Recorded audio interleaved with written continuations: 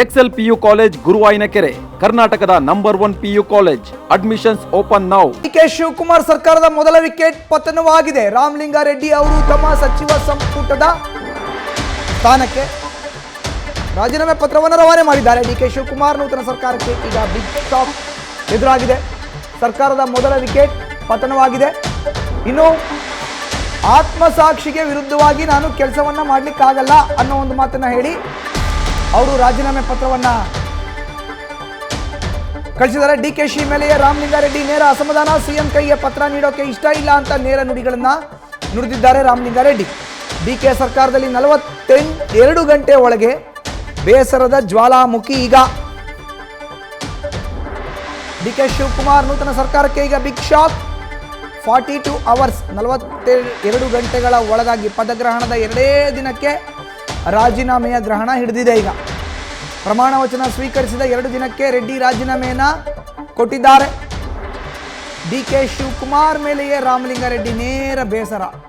ಅವರೇ ನಮ್ಮ ಮನೆಗೆ ಬಂದರು, ನೀವು ಇದ್ರಿ, ಮಾತಾಡಿದ್ರಿ, ಅವೆಲ್ಲ ವಿಷಯ ಮಾಧ್ಯಮದ ಮುಂದೆ ಹೇಳಿದ್ರು. ಸಿಎಂ ಕೈಗೆ ಪತ್ರ ನೀಡೋಕೆ ಇಷ್ಟ ಇಲ್ಲ, ಹೀಗಾಗಿ ನಾನು ನನ್ನ ಆಪ್ತ ಸಹಾಯಕರ ಕೈನಲ್ಲಿ ಪತ್ರವನ್ನು ಕಳಿಸ್ತಾ ಇದ್ದೀನಿ. ಡಿಕೆ ಸರ್ಕಾರದಲ್ಲಿ 42 ಗಂಟೆಯೊಳಗೆ ಬೇಸರದ ಜ್ವಾಲಾಮುಖಿ ಈಗ ಸ್ಫೋಟವಾಗಿದೆ. ಮೊದಲ ವಿಕೆಟ್ ಪತನ. ನನ್ನ ಆತ್ಮಸಾಕ್ಷಿಯ ವಿರುದ್ಧವಾಗಿ ಕೆಲಸ ಮಾಡೋಕೆ ನನಗೆ ಇಷ್ಟ ಇಲ್ಲ ಅಂತ ಉಲ್ಲೇಖ ಮಾಡಿದ್ದಾರೆ ರಾಜೀನಾಮೆ ಪತ್ರದಲ್ಲಿ ರಾಮಲಿಂಗಾರೆಡ್ಡಿ ಅವರು. ಮೊನ್ನೆ ಸಂಜೆ 4 ಗಂಟೆ ಪ್ರಮಾಣ ವಚನ ಸ್ವೀಕಾರ ಮಾಡಿದ್ದು, ಇವತ್ತು ಬೆಳಗ್ಗೆ ಅವರು ರಾಜೀನಾಮೆ ಪತ್ರವನ್ನು ರವಾನೆ ಮಾಡಿದ್ದಾರೆ. ನನಗೆ ಯಾರ ಮೇಲೂ ಕೋಪ ಇಲ್ಲ, ನಾನು ಕಾಂಗ್ರೆಸ್ನಲ್ಲೇ ಇರ್ತೀನಿ, ಕಾಂಗ್ರೆಸ್ ಶಾಸಕನಾಗಿ ಕೆಲಸ ಮಾಡ್ತೀನಿ, ಬಟ್ ನಾನು ಪತ್ರ ಕೊಡಲ್ಲ. ನಾನು ಯಾರನ್ನೂ ಯಾವತ್ತೂ ಕೇಳಿಲ್ಲ ರೀ. ಅದು ವೀರಪ್ಪ ಮೊಯ್ಲಿ ಇರಲಿ, SM ಕೃಷ್ಣ, ಧರ್ಮ್ ಸಿಂಗ್, ಸಿದ್ದರಾಮಯ್ಯನವ್ರು 2 ಅವಧಿನಲ್ಲಿ ನನಗೆ ಇಂಥದ್ದೇ ಖಾತೆ ಕೊಡಿ, ನನಗಿದೇ ಬೇಕು ಅದೇ ಬೇಕು, ನೀವು ಅದು ಕೊಟ್ಟರೆ ಮಾತ್ರ ಕೆಲಸ ಮಾಡ್ತೀನಿ, ನಾನು ಇದು ಕೊಟ್ಟರೆ ಮಾತ್ರ ಕೆಲಸ ಮಾಡ್ತೀನಿ, ಏನೂ ಕೇಳಿಲ್ಲ. ಅವ್ರಾಗವ್ರೆ ಕರೆಸಿದ್ರು, ಖಾತೆ ಕೊಡ್ತೀನಿ ಅಂದರು, ಆಮೇಲೆ ಕೊಡಲಿಲ್ಲ. ಇದಕ್ಕೇನು ಆನ್ಸರ್ ಹೇಳಬೇಕು? ಡಿಕೆ ಶಿವಕುಮಾರ್, ಡಿಕೆ ಸುರೇಶ್ ಇಬ್ಬರು ನಮ್ಮ ಮನೆಗೆ ಬಂದಿದ್ರು ಅಂತ ಹೇಳಿದ್ರು. ಹೆಚ್ಚಿನ ಮಾಹಿತಿ ನೀಡ್ತಾರೆ ನಮ್ಮ ಪ್ರತಿನಿಧಿ ಹರೀಶ್, ನೇರ ಸಂಪರ್ಕಕ್ಕೆ ಜಾಯ್ನ್ ಆಗಿದ್ದಾರೆ. ಹರೀಶ್, ರಾಮಲಿಂಗಾರೆಡ್ಡಿ ಸುದ್ದಿಗೋಷ್ಠಿಯನ್ನು ನಾವು ನೋಡ್ತಾ ಇದ್ವಿ.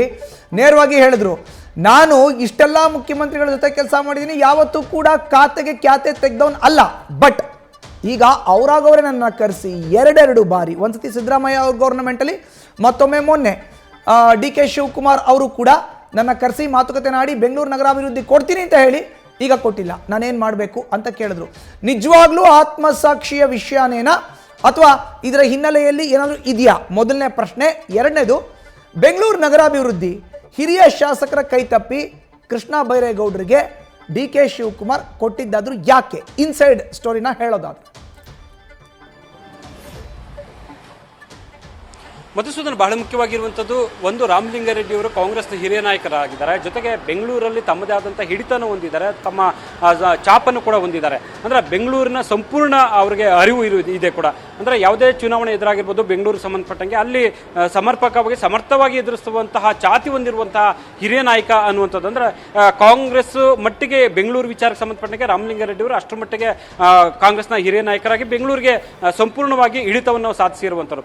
ಆದರೆ ಎಲ್ಲೋ ಒಂದು ಕಡೆ ಈಗ ಬದಲಾದ ಸನ್ನಿವೇಶದಲ್ಲಿ, ಯಾಕಂದ್ರೆ ಕಳೆದ 2023ರಲ್ಲಿ ಸರ್ಕಾರ ರಚನೆ ಸಂದರ್ಭದಲ್ಲೂ ಕೂಡ ಅವರಿಗೆ ಬೆಂಗಳೂರು ನಗರಾಭಿವೃದ್ಧಿ ಖಾತೆ ಅವ್ರ ಪಾಲಾಗುತ್ತೆ ಅನ್ನುವಂಥ ಚರ್ಚೆ ಆಗ್ತಿತ್ತು.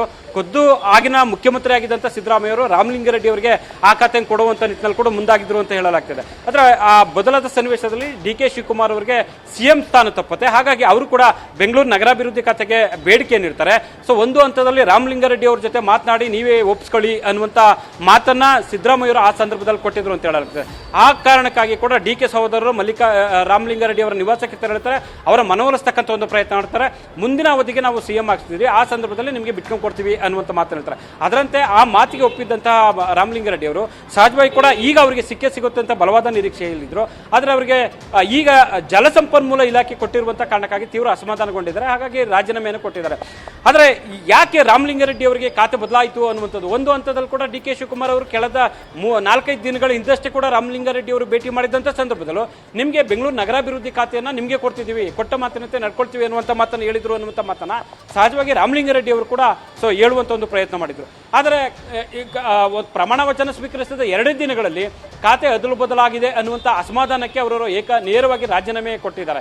ರಾಜೀನಾಮೆ ಪತ್ರವನ್ನು ಈಗ CM ಡಿ ಕೆ ಶಿವಕುಮಾರ್ ಅವರಿಗೆ ರವಾನೆ ಮಾಡಿದ್ದಾರೆ. ಆದರೆ ಒಂದು ಡಿ ಕೆ ಶಿವಕುಮಾರ್ ಅವರು ಹೇಳ್ತಿರುವಂಥ ಮಾತು, ಇದು ಹೈಕಮಾಂಡ್ ನಿರ್ಧಾರ, ಹೈಕಮಾಂಡ್ ಮಟ್ಟದಲ್ಲಿ ಇಲ್ಲಿ ತೀರ್ಮಾನ ಆಗಿದೆ, ಬೆಂಗಳೂರಿಗೆ ಒಂದು ಇಮೇಜ್ ಹೋಗಿದೆ, ಸೊ ಆ ಇಮೇಜನ್ನು ಮತ್ತೆ ತರಬೇಕಾಗುತ್ತೆ ಅನ್ನುವಂಥ ನಿಟ್ಟಲ್ಲಿ ಹೈಕಮಾಂಡ್ ನಾಯಕರು ತೀರ್ಮಾನ ಮಾಡಿದ್ದಾರೆ ಅನ್ನುವಂಥ ಚರ್ಚೆಗಳು ಕಾಂಗ್ರೆಸ್ ಪಕ್ಷದಲ್ಲಿ ಹರಿದಾಡ್ತಿದೆ. ಈಗಾಗಲೇ ಕೂಡ ಇಷ್ಟು ದಿನಗಳ ಕಾಲ 3 ವರ್ಷಗಳ ಕಾಲ ಬೆಂಗಳೂರು ಅಭಿವೃದ್ಧಿಗೆ ಸಂಬಂಧಪಟ್ಟಂಗೆ ಅಥವಾ ಬೆಂಗಳೂರು ವಿಚಾರಕ್ಕೆ ಸಂಬಂಧಪಟ್ಟಂಗೆ ಪ್ರತಿಪಕ್ಷಗಳೇ ಅಸ್ತ್ರ ಆಗಿತ್ತು, ಗುಂಡಿಗಳಾಗಿ ಮಾರ್ಪಟ್ಟಿತ್ತು, ಅಂತಾರಾಷ್ಟ್ರೀಯ ಮಟ್ಟದಲ್ಲಿ ದೊಡ್ಡ ಮಟ್ಟದ ಸುದ್ದಿ ಆಗಿತ್ತು. ಬೆಂಗಳೂರು ಯಾಕಂದರೆ GBA ಚುನಾವಣೆ ಎದುರಿಸಬೇಕಾಗಿರುವಂಥ ಹಿನ್ನೆಲೆ ಸಿದ್ಧತೆಗಳನ್ನು ಮಾಡ್ಕೊಳ್ಬೇಕಾಗಿತ್ತು. ನಮ್ಮದೇ ಪಕ್ಷವನ್ನು ಗೆಲ್ಸ್ಕೊಳ್ಬೇಕಾದ್ರೆ ಸರ್ಕಾರಕ್ಕೆ ಕೂಡ ಪ್ರತಿಷ್ಠೆ ಆಗಿದೆ. ಈ ಒಂದು ಸಂದರ್ಭದಲ್ಲಿ ಸಹಜವಾಗಿ GBAನ ಗೆಲ್ಸ್ಕೊಳ್ಬೇಕಾಗಿರುವಂಥದ್ದು ಅನಿವಾರ್ಯ. ಈ ಕಾರಣಕ್ಕಾಗಿ ಕೂಡ ಹೈಕಮಾಂಡ್ ನಾಯಕರು ಇಲ್ಲಿ ಮಧ್ಯಪ್ರವೇಶ ಮಾಡಿದ್ರು ಅನ್ನುವಂಥ ಮಾತುಗಳು ಕೇಳಿಬರ್ತಿದ್ವಿ. ಆದರೆ ಡಿ ಕೆ ಶಿವಕುಮಾರ್ ಅವರು ಕೂಡ ಅದೇ ಮಾತನ್ನು ರಾಮಲಿಂಗಾರೆಡ್ಡಿ ಅವರಿಗೆ ಹೇಳಿದ್ದಾರೆ ಅಂತ ಹೇಳೋದಕ್ಕೆ ಇದರಲ್ಲಿ ನನ್ನ ಪಾತ್ರ ಏನೂ ಇಲ್ಲ, ಹೈಕಮಾಂಡ್ ನಿರ್ಧಾರ ಮಾಡಿದೆ, ಹಾಗಾಗಿ ಅವರಿಗೆ ಆ ಖಾತೆಯನ್ನು ಕೊಡ್ತಿದ್ವಿ ಅನ್ನುವಂಥ ಮಾತನ್ನು ಹೇಳ್ತಾರೆ.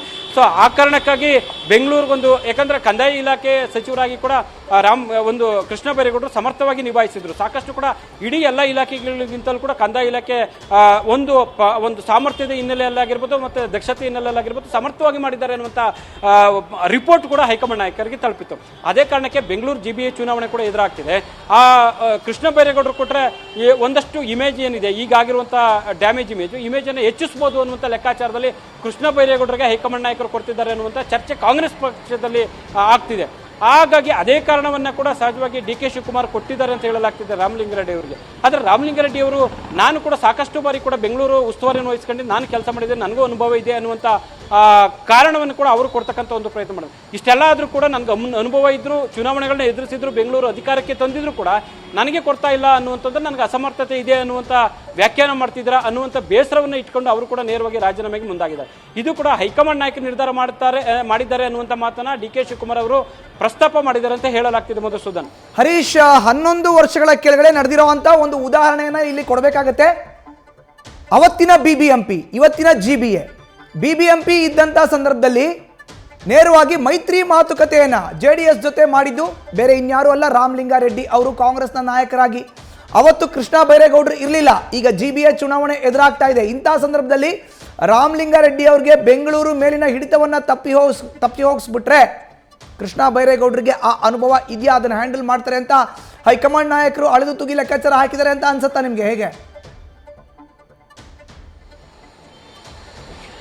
ಖಂಡಿತವಾಗಿ ಮಧುಸೂದನ್, ಅವರಿಗೆ ಹೈಕಮಾಂಡ್ ನಾಯಕರಿಗೆ ಮಾನದಂಡ ಇರುವಂಥದ್ದೇ ಕೂಡ ಕಂದಾಯ ಇಲಾಖೆಯಲ್ಲಿ ಕೆಲಸವನ್ನು ಮಾಡಿದ್ದಾರೆ, ಒಂದಷ್ಟು ಜನಪರ ಕೆಲಸಗಳು ಮಾಡಿದ್ದಾರೆ ಅನ್ನುವಂಥ ಮಾನದಂಡದ ಆಧಾರದ ಮೇಲೆ GBA ಇಮೇಜನ್ನು ಹೆಚ್ಚಿಸಬೇಕು ಅನ್ನುವಂಥ ಲೆಕ್ಕಾಚಾರದಲ್ಲಿ ಹೈಕಮಾಂಡ್ ನಾಯಕರು ತೀರ್ಮಾನ ಮಾಡಿದ್ದಾರೆ ಅನ್ನುವಂಥ ಚರ್ಚೆಗಳು ಕಾಂಗ್ರೆಸ್ ಪಾಳ್ಯದಲ್ಲಿ ಆಗ್ತಿದೆ. ಡಿ ಕೆ ಶಿವಕುಮಾರ್ ಅವರು ಇದೇ ಮಾತನ್ನು ಕೂಡ ರಾಮಲಿಂಗಾರೆಡ್ಡಿ ಅವರಿಗೆ ಹೇಳಿದ್ದಾರೆ ಅಂತ ಹೇಳಲಾಗ್ತಿದೆ. ಅಂದರೆ ನನ್ನ ಪಾತ್ರ ಏನಿಲ್ಲ, ನಾನು ಕೊಡೋದಕ್ಕೆ ರೆಡಿ ಆಗಿದ್ದೇನೆ, ಹೈಕಮಾಂಡ್ ನಾಯಕರು ಅದನ್ನು ಒಪ್ತಾ ಇಲ್ಲ. ಹೈಕಮಾಂಡ್ ನೇರವಾಗಿ ಸಂಪರ್ಕ ಇರುವಂಥದ್ದು ಕೃಷ್ಣ ಬೈರೇಗೌಡರ ಜೊತೆ. ಕೃಷ್ಣ ಬೈರೇಗೌಡರಾಗಿರ್ಬೋದು, ರಿಜ್ವಾನ್ ಅರ್ಷದ್ ಆಗಿರ್ಬೋದು, ದಿನೇಶ್ ಗುಂಡೂರಾವ್ ಇವರೆಲ್ಲರೂ ಕೂಡ ನೇರವಾಗಿ ರಾಹುಲ್ ಗಾಂಧಿ ಅವ್ರ ಜೊತೆ ನಿರಂತರ ಸಂಪರ್ಕದಲ್ಲಿದ್ದಾರೆ ಮತ್ತು ನೇರ ಮುಖಾಮುಖಿ ಸಂಪರ್ಕ ಇರುವಂಥದ್ದು. ಹಾಗಾಗಿ ಹೈಕಮಾಂಡ್ ನಾಯಕರೇ ನೇರವಾಗಿ ಅವರು ಆಸಕ್ತಿ ವಹಿಸಿ ಕೃಷ್ಣ ಬೈರೇಗೌಡರಿಗೆ ಆ ಖಾತೆಯನ್ನು ಕೊಟ್ಟಿದ್ದಾರೆ, ಬೆಂಗಳೂರು ನಗರಾಭಿವೃದ್ಧಿ ಅನ್ನುವಂಥ ಚರ್ಚೆಗಳು ಕಾಂಗ್ರೆಸ್ ಪಾಳ್ಯದಲ್ಲಿ ವ್ಯಕ್ತ ಆಗ್ತದೆ. ಆದರೆ GBA ಚುನಾವಣೆ ಕೂಡ ಮುಂದಿನ ದಿನಗಳಲ್ಲಿ ಎದುರಾಗುತ್ತೆ. ಈ ಒಂದು ಸಂದರ್ಭದಲ್ಲಿ ಇದು ಕೂಡ ದೊಡ್ಡ ಸವಾಲಾಗಿದೆ ಕಾಂಗ್ರೆಸ್ಗೆ. ಸರ್ಕಾರ ಈಗ ಡಿ ಕೆ ಶಿವಕುಮಾರ್ ಅವರು CM ಆಗಿದ್ದಾರೆ. CM ಡಿ ಕೆ ಶಿವಕುಮಾರ್ ಅವರಿಗೆ ಇದೊಂದು ಪ್ರತಿಷ್ಠೆ ಆಗಿದೆ. ಯಾಕಂದ್ರೆ ಹಿಂದೆ ಕೂಡ ಅವರ ನಗರಾಭಿವೃದ್ಧಿ ಇಲಾಖೆಯನ್ನು ನಿಭಾಯಿಸಿದ್ರು. ಸೊ ಈಗ ಮತ್ತೆ ಅವರು CM ಆಗಿದ್ದಾರೆ. ಇಲ್ಲಿ ಗೆಲ್ಸ್ಕೊಳ್ಳೇಬೇಕಾದಂಥ ಅನಿವಾರ್ಯತೆ ಇದೆ. ಒಂದು ವೇಳೆ ಸೋತಿದ್ದೆ ಅದರಲ್ಲಿ ಸರ್ಕಾರಕ್ಕೆ ದೊಡ್ಡ ಮುಖಭಂಗ ಆಗುತ್ತೆ, ಅದರಲ್ಲೂ ಕೂಡ ಡಿ ಕೆ ಶಿವಕುಮಾರ್ ಅವರಿಗೆ ಮುಖಭಂಗ ಆಗುತ್ತೆ, ಹಿನ್ನಡೆ ಆಗುತ್ತೆ. ಆ ಕಾರಣಕ್ಕಾಗಿ ಕೂಡ ಒಂದು ರೀತಿಯಲ್ಲಿ ಕೂಡ ಕೃಷ್ಣ ಬೈರೇಗೌಡ ಕೊಟ್ಟರೆ ಅದು ಒಂದು ರೀತಿ ಇಮೇಜನ್ನು ಬೇರೆ ರೀತಿಯಲ್ಲಿ ತರ್ಬೋದು. ಅಂತಾರಾಷ್ಟ್ರೀಯ ಮಟ್ಟದಲ್ಲಿ ಅವರು ಒಂದು ರೀತಿಯಲ್ಲಿ ಕೂಡ ಯುವಕರ ಒಂದು ಮನಸ್ಥಿತಿಯಲ್ಲಿ ಅಥವಾ ಯುವಕರಿಗೆ ಏನು ಬೇಕು ಬೇಡ ಅನ್ನೋದನ್ನ ಅಥವಾ ಬೆಂಗಳೂರಿಗೆ ಏನು ಬೇಕು ಬೇಡ ಅನ್ನೋದನ್ನ ಅವ್ರ ಕಾನ್ಸೆಪ್ಟ್ ಇದೆ, ಅವ್ರ ವಿಷನ್ ಇದೆ. ಹಾಗಾಗಿ ಆ ಲೆಕ್ಕಾಚಾರದಲ್ಲಿ ಬೆಂಗಳೂರನ್ನ ಅಭಿವೃದ್ಧಿ ಪಡಿಸ್ತಾರೆ ಅನ್ನುವಂಥ ನಿಟ್ಟಿನಲ್ಲಿ ಕೂಡ ಅವರಿಗೆ ಸಚಿವ ಸ್ಥಾನ ಕೊಟ್ಟಿದ್ದಾರೆ, ಹಂಚಿಕೆ ಮಾಡಿದ್ದಾರೆ ಅನ್ನುವಂಥ ಮಾತುಗಳು ಚರ್ಚೆ ಆಗ್ತಿದೆ. ಹಾಗಾಗಿ ಡಿ ಕೆ ಶಿವಕುಮಾರ್ ಅವರು ರಾಮಲಿಂಗಾರೆಡ್ಡಿ ಅವರಿಗೆ ಇದೇ ವಿಚಾರವನ್ನು ಪ್ರಸ್ತಾಪ ಮಾಡಿರುವಂಥ ಸಾಧ್ಯತೆ ಇದೆ ಅಂತ ಹೇಳಲಾಗ್ತಿದೆ. ಅದೇ ಕಾರಣಕ್ಕೆ ನನ್ನ ಆತ್ಮಸಾಕ್ಷಿ ವಿರುದ್ಧವಾಗಿ ನಾನು ಕಾರ್ಯನಿರ್ವಹಿಸೋದಕ್ಕೆ ಆಗೋದಿಲ್ಲ ಅನ್ನುವಂಥ ಕಾರಣವನ್ನು ರಾಜೀನಾಮೆ ಪತ್ರದಲ್ಲಿ ಉಲ್ಲೇಖ ಮಾಡಿದ್ದಾರೆ ಅಂತ ಹೇಳಲಾಗ್ತಿದೆ. ಹಾಗಾಗಿ ಮುಂದಿನ ಯಾವ ರೀತಿ ಅವ್ರನ್ನ ಮನವೊಲಿಸ್ತಾರ ಅಥವಾ ಮನವೊಲಿಸಕ್ಕೆ ಸಾಧ್ಯ ಆಗದೇ ಇದ್ದಲ್ಲಿ ರಾಮಲಿಂಗಾರೆಡ್ಡಿ ಅವರು ಏನು ಮಾಡ್ತಾರೆ ಅಥವಾ CM ಡಿ ಕೆ ಶಿವಕುಮಾರ್ ಅವರು ಏನು ಮಾಡ್ತಾರೆ ಈ ವಿಚಾರದಲ್ಲಿ ಅನ್ನುವಂಥದ್ದು ಸಾಕಷ್ಟು ಕುತೂಹಲಕ್ಕೆ ಎಡೆ ಮಾಡಿಕೊಟ್ಟಿದೆ. ಮಧುಸೂದನ್, ನ್ಯೂಸ್ ಫಸ್ಟ್ ನಿರ್ಭೀತಿಯಿಂದ ನಿಮ್ಮ ಪರವಾಗಿ.